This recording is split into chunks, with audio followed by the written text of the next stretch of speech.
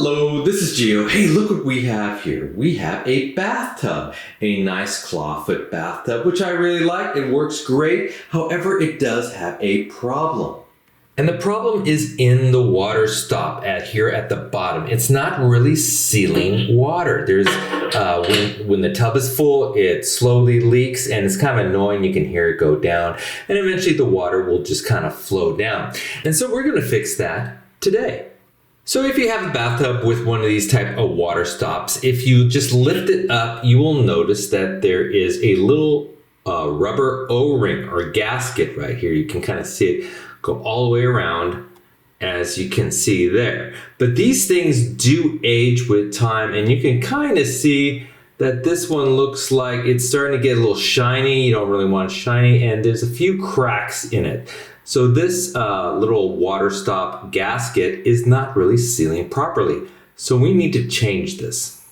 So the first thing you want to do is to purchase a new little rubber gasket here. And what you want to do is just take your stopper here, kind of measure the diameter basically from this end to this end, kind of get a sense of how wide that is, and also kind of try to get a measurement of the thickness of the rubber gasket as well. And so I did go ahead and purchase one for this particular stopper. This one is 45 millimeters diameter and has a thickness of 2 millimeters. Now yours may vary, but I just kind of lay this on top of here and you can see it's just slightly smaller because when you put it on, it will stretch a little bit, but you can see the thickness is about equal.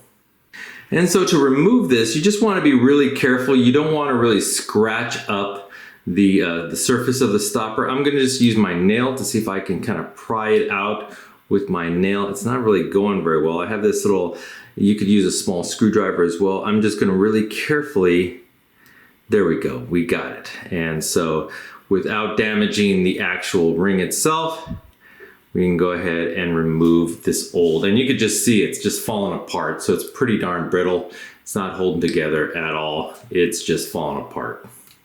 And next, just with some isopropyl alcohol here, I'm just gonna apply some to a rag here and just try to clean out this as best I can. Make sure that, oh, there's a little bit of rubber left right there. Just to get all the dirt and oil off of it, you want a good seal right where the ring goes in.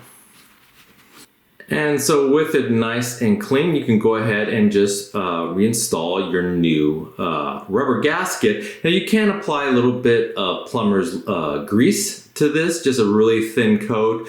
Don't use mineral oil or WD-40 or anything like that. White lithium grease won't work. Just if you do have some plumber's grease, go ahead and apply it if you want. I'm just gonna keep it, this looks pretty clean, so I'm just gonna leave it as is and just carefully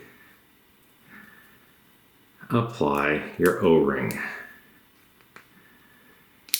And there you go. And it seems to fit really nicely.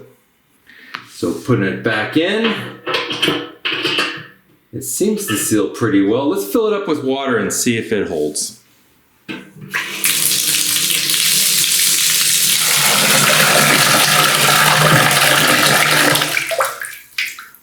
And there you go. I think it is working. I don't hear any drips or leakage at all, and it seems to be holding well. So this rubber gasket should last maybe about 5 years or so before I have to replace it again. But in the meantime, I should enjoy a lot of nice baths.